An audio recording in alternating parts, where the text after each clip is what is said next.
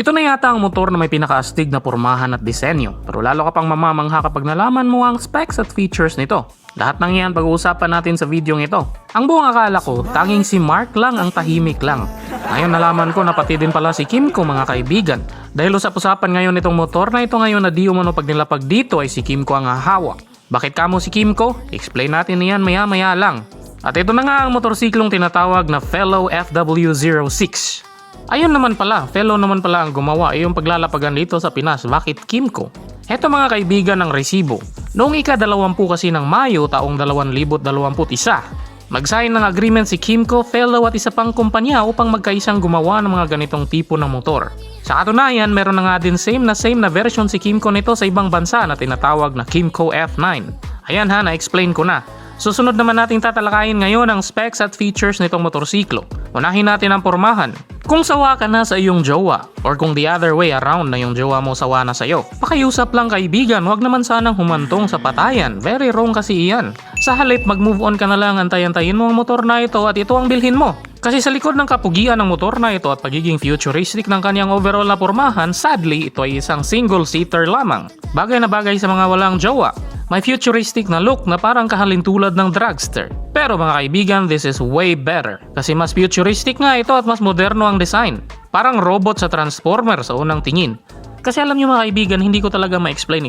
Ang pogi kasi ng kanyang single-sided swing arm. May gulong pa na nag-complement din. Basta lahat-lahat na, overall ang ganda. Basta kayo na bahalang mag-describe nito at dumako na tayo ngayon sa iba pang mga astig na features nitong motorsiklo. Ito talaga ang mas astig. Meron na pala itong anti-lock braking system or ABS. Ang teknolohiyang nagpiprevent ng pag-lock ng mga gulong natin sa pagkakataon na biglaan kang nagpreno ng malakas. Equipped ang harap at likod nitong motorsiklo ng mga hydraulic disc brakes. Hindi rin boring ang instrument cluster nitong motor, naka-LCD display na kasi ito. So bukod sa makulay na nga, bukod sa comprehensive na napaka-user friendly pa. Hindi na rin bitin ang ilaw sa gabi dahil lahat ng makikitang ilaw mo sa motor na ito ay naka-LED na.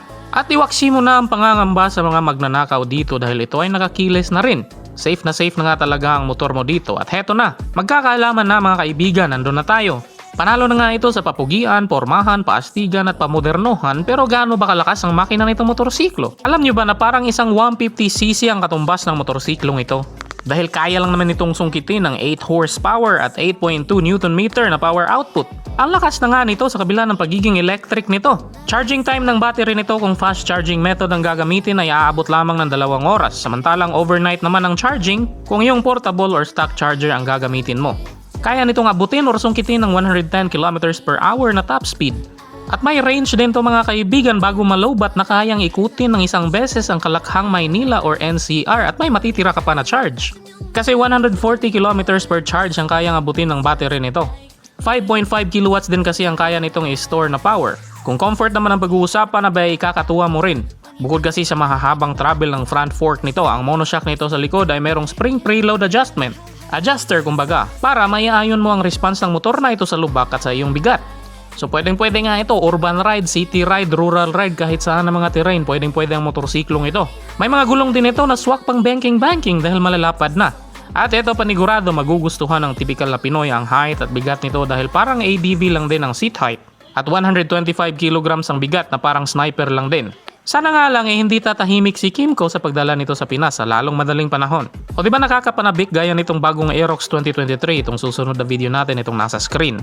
Dito malalaman natin kung 160cc na nga ba itong bagong Aerox na to. Click mo lang para panoorin at maraming salamat.